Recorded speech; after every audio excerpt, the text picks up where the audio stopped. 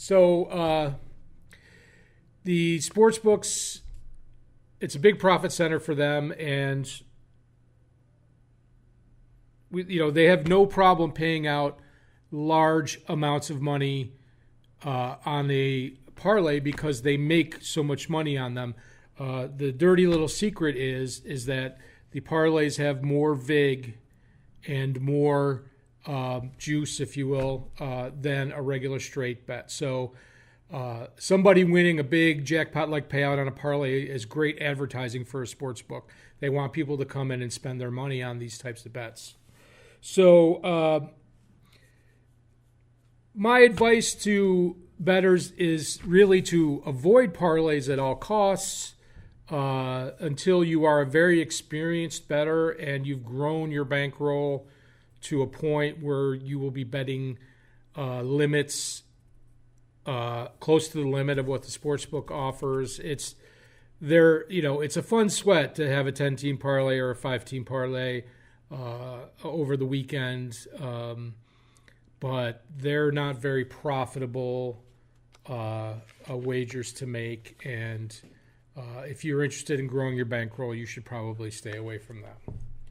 So as we move forward, let's go on to our games this week. And we're going to start with the college games. And there really aren't very many interesting matchups to me this week. And there's only really one game that has two legitimate, if you will, top 10 teams. So the two games that I'm going to review here, first is Pitt at Notre Dame. Now, Pitt beat Syracuse last week in overtime. And they travel to South Bend to take on the Irish. And this game, Notre Dame should win this game. And they have a very stout defense. But Pitt is pretty game offensively. I can't say the same for them defensively. But I feel like 21 is a lot of points in this scenario. Pitt has played a very tough schedule. They've played Penn State. And they're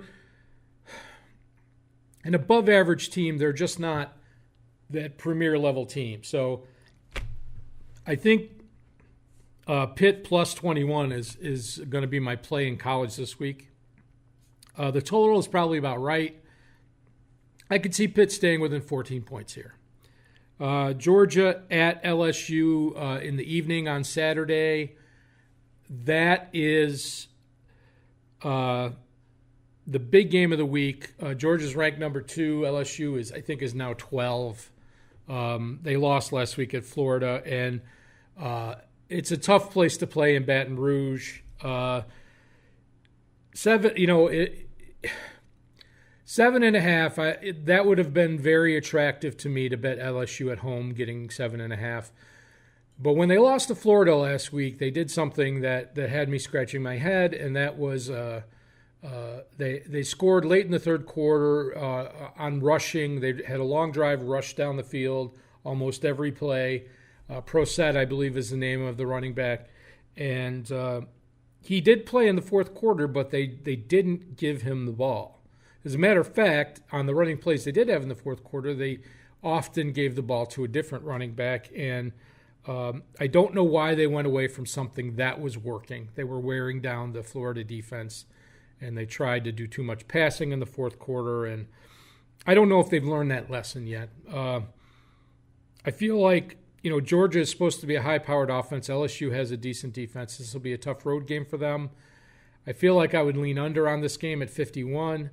But this game is probably a pass for me. I think at 10 points, LSU would be a definite pick for us. So I'm going to pass on this game. But Pitt plus 21 in college. So let's move on to our pro games. And, of course, we've got to have a CFL game. I've got my BC Lions gear on today. So let's look. On Saturday, we have the Ottawa Redblacks at the Edmonton Eskimos. Eskimos 3.5-point favorites.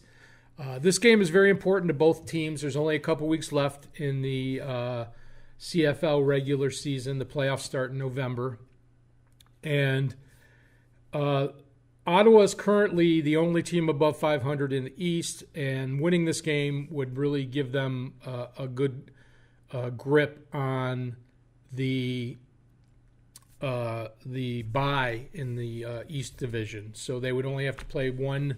They would play in the Eastern Conference Final. They would only have one game before the Grey Cup. And Edmonton's in free fall, and they have just been on this big losing streak. I thought they were going to win last week. And then they had that pick six at the end when they should have just been running the ball. That was so frustrating. But they're actually now fighting for their playoff lives as opposed to being comfortably in a playoff spot. So this is a must-win for them. So both of these teams need this game. And I really don't know if Edmonton has figured it out here.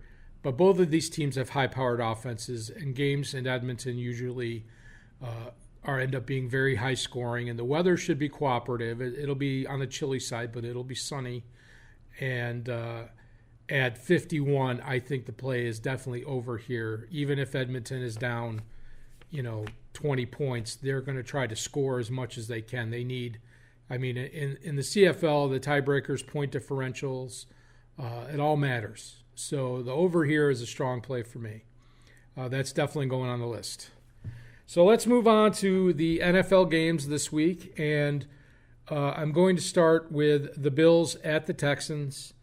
And what can you say about the Buffalo Bills? You just don't know what you're going to get. Last week they looked awful, and they managed to win the game against the Titans, and so they get another AFC South opponent in Houston. This game obviously will be weather controlled. 10 is a lot of points here. I don't know if it's enough for me to take the Bills. It's certainly too many points for me to take the Texans. The Texans are an above-average team with a bad coach. Everybody thinks Bill O'Brien should be fired. Around, from my NFL friends do anyway. So. The 41 is the interesting number here. 41 over is where I would lean on this game. Houston has a very capable offense. Deshaun Watson and all his receivers. The running game is adequate. The Bills have only really been able to complete passes to their running backs, and occasionally the tight end. The wide receivers have been a big question mark for them. I just got to pass on that game. So. And then, of course, the New York Jets are hosting the Indianapolis Colts. And the Jets are 2.5-point favorites, and the total is 45. The Jets, of course, have the rookie quarterback, and I feel like there's going to be a fair amount of points scored in this game. However, the Colts do have injuries on offense. Their receivers are banged up. Their top two tight ends, their top two receivers. I may talk a little bit more about that in the fantasy picks. The Jets, Isaiah Crowell was questionable this week, and Bilal Powell may get a lot of the rushing in this game, and maybe Robbie Anderson has finally redeemed himself as part of the offense. He was a big fantasy play for me last week. I don't really like a side in this game, and I would lean towards the over here. Again, another pass for me. And there's three games that I really are interested in talking about, and we're going to start with the Buccaneers at the Falcons. And what can we say about this game is that a lot of points should be scored. Falcons are 3-point favorites at home. They looked awful on the road last week, as they often do, but they usually look very good at home. Jameis Winston came in after the Bucs last game, during the Bucs last game, and had a decent second half. He's going to be the starting quarterback. 57.5 is a really high total. I do think of the high totals this week, this is the one that might actually hit over, but I'm a firm believer in a total of that size that you play the under just on principle. It's that one's kind of a pass for me. It's just I do like the Falcons to win this game, but this is a division game. It's going to be close. Not a bet for me in this one. The next game I think is the most interesting game of the week from a betting perspective, and that's the Bears at the Dolphins. The Dolphins are getting 3.5 points at home. The total is 42, and I feel like the total is actually lined pretty good here. You would think that after putting up 40-something points last time out, the Bears, this would zoom over, and maybe it will go over. But the Bears will be a different team in this situation. I really don't think I think they're improving and gelling as a team, and they have a good defense. I feel like, this game was lined with the Bears scoring a lot of points and the Dolphins not scoring anything.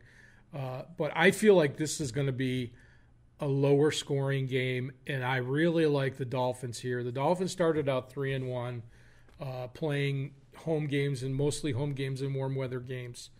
And they're a good team. They're an above average team. Tannehill he has the occasional really bad game, and we'll see how he handles the pressure of throwing against that pass rush. The Bears have arguably the best pass rush in the league right now. But I think this is going to be, if it's lower scoring, it's going to be a close game. 3.5 points is a lot in the NFL. I like the Dolphins. I think the Dolphins can win this game all right. And my play here is the Dolphins plus 3.5, and that's going to be on my list this week. And then the final big bad game of the week is the Chiefs at the Patriots Sunday night in Gillette Stadium. And Patriots are 3.5-point favorites, which, surprises me. But it also doesn't, because Patriots at home always seem to find a way, whether it's a good call or whatever. But you look at this, and the total is 60. When was the last time you saw a total of 60 in the NFL? I have to take the under here. I just look at that number. You could put any two teams. You could put the Chiefs and the Rams. Whoever the two best offensive teams are in the league, and you say the total 60, I'm going to take the under every time. That's going to be on my list this week. So as far as this game goes, the Patriots are always tougher at home. The Chiefs haven't played really any bad weather games. They haven't played a really, a well-prepared team, I want to say. Maybe nobody can stop them. Who knows? But I like the Patriots to win this game. I don't know about the spread at all, but under for sure. And I'm very interested to see what happens. Hopefully, all the stars will come out and put on some great show for us. So we'll see what happens there. So before we get into our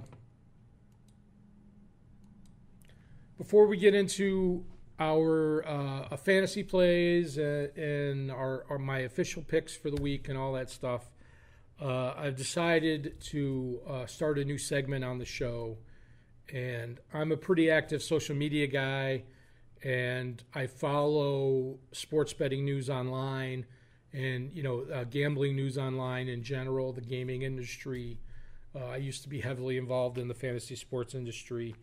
And I like to keep track of what's going on. So I have a new segment for this show called The Week in Gambling Twitter, and I have a couple of tweets I want to talk about.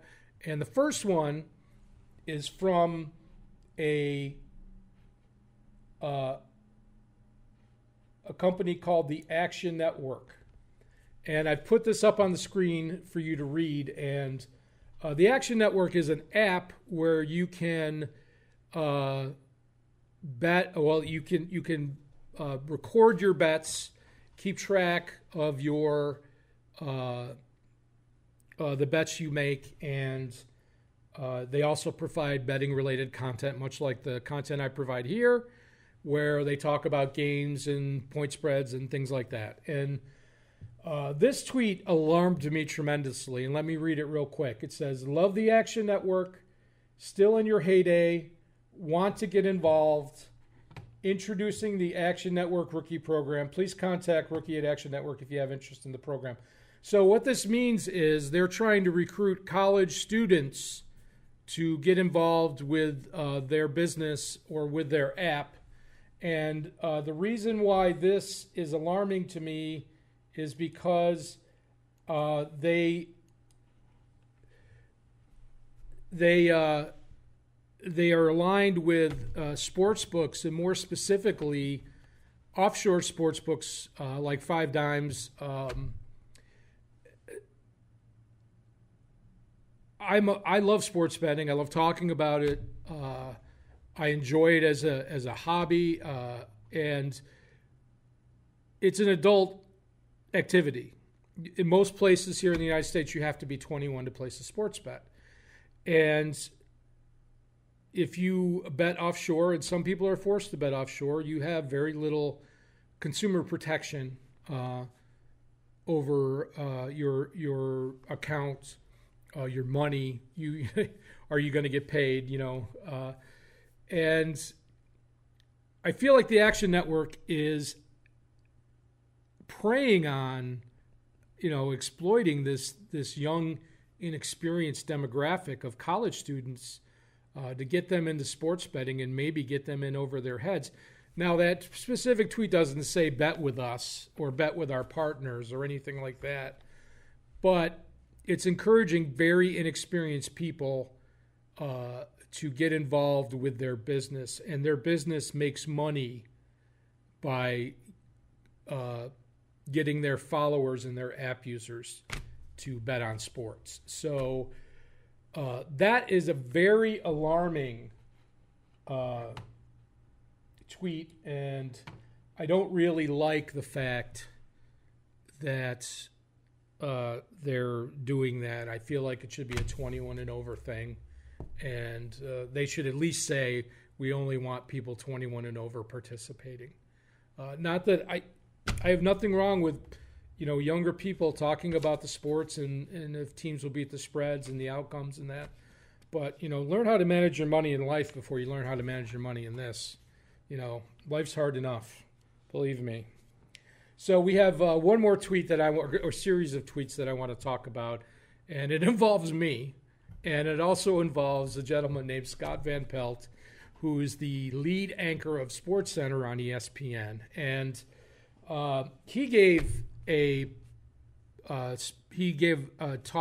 he answered questions at a sports betting panel on Wednesday, and those of us that follow things like that on Twitter were having some discussions about it.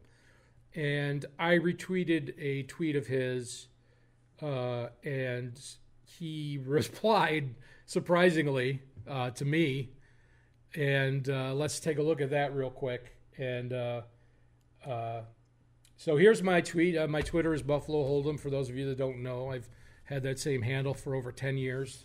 And it says, when sports betting is active in 47 states, Scott Van Pelt will have to block at least 50% of the folks who at him. His picks alone will get a lot of feedback. So he was saying that if you look in the tweet I quoted, he feels like he's getting lectured all the time. He says, I'm sick of this same BS all the time from you all. Enough. Good luck in all you do. I mean that. I'm just done being lectured. And lo and behold, he goes on a public forum and gives a sports betting talk, and people comment on it. He interacts with them, and he gets upset. I understand that. Now, after I tweeted that, he actually replied to me, and here it is. And this is what he replied, and this really surprised me. A few years ago, a gambler on here mocked me, called me a square. The usual. We picked games head-to-head for the year. When I hit 60% to beat him, he sang a different tune. Now, I wasn't questioning his picks or how good he was at picking. I was just saying that as sports betting grows throughout the country, more people will be interacting with him. And he's already angry at the few of us that actually follow him on this. And wait till sports betting is prevalent in all the states. Everybody's going to be getting back at him. And I replied, I'm just saying, I don't know if you can see it here. I'm just saying that the market will get more sophisticated over time. The average bettor will be more informed and expect more. And after that, we kind of just left it at good luck with your future endeavors. I'm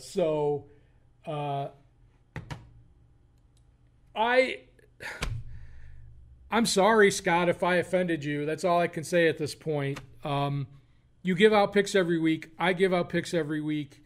You're probably very good at your picks. That's not the point. If you're going to be you have the largest platform in the country of people in media that talk about sports betting. And if he's going to be in that position, he's going to have to expect a lot of people to, make comments about how what he does relates to the industry. And I'm sorry if I offended you. And, if he's going to get a lot more comments like the ones I put up in the future. So maybe maybe we'll all come to a happy place in the future. But it was kind of thin skin. And anyway, hopefully we all get along better in the future. So let's talk about fantasy, and then we'll go to our picks. So Sunday fantasy picks, we have some interesting choices here. I like Jameis Winston because he's very reasonably priced. Remember, this does not include the Monday game, these picks. Atlanta gives up a lot of points. And I like Patrick Mahomes. I finally get to use him on a Sunday.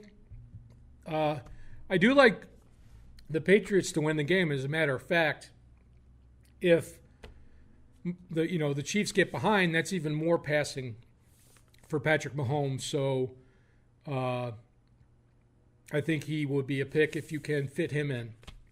On to the running backs. TJ Yeldon for Jacksonville. He's the number one guy with Fournette out. James Conner for Pittsburgh. Those are obvious choices. He's got kind of a tough matchup this week. But at his price, you can't deny the number of touches he's going to get. And Bilal Powell for the Jets. If Crowell is limited in any way, he'll get the majority of the touches against the Colts defense. And I like him to rack up yards. On to the wide receivers. I've got Deshaun Jackson to pair with Jameis Winston. He's very reasonably priced. You could do Mike Evans as well. DeAndre Hopkins for Houston. I like Houston to score points against the Bills. The Bills' defense is not bad, but I feel like Houston has too many offensive weapons, and if they're healthy, they should put up good numbers. Julian Edelman for the Patriots, off his suspension for PEDs, finally getting back into the offense. Calvin Ridley for the Falcons, and Julio Jones is too overpriced.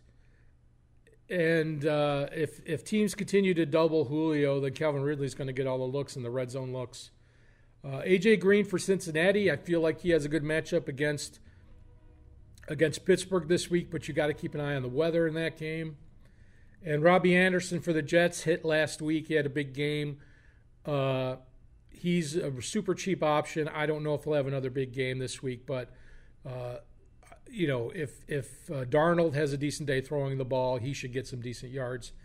And in the tight end, Travis Kelce is my number one choice, and I would pair him with Mahomes. And Jared Cook for the Oakland Raiders, who are playing in London this week. I always like those London games to go high scoring.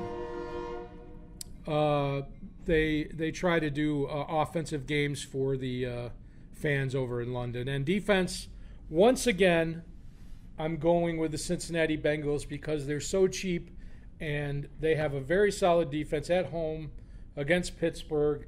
Hopefully get some turnovers there. So let's wrap it up with my picks for the week. We are going to start with Saturday. We have the Pitt Panthers plus 21 at Notre Dame, the odds minus 110. And also on Saturday, we have the Ottawa Redblacks at the Edmonton Eskimos, over 51, minus 108. We have the Dolphins at home on Sunday against the Bears, plus 3.5, minus 106. And the Chiefs and the Patriots Sunday night, under 60 at minus 107. So that's it for today. Let's play the outro music. Thanks for sticking with me. I hope you enjoyed the show. Get some winners and be sports confident, folks.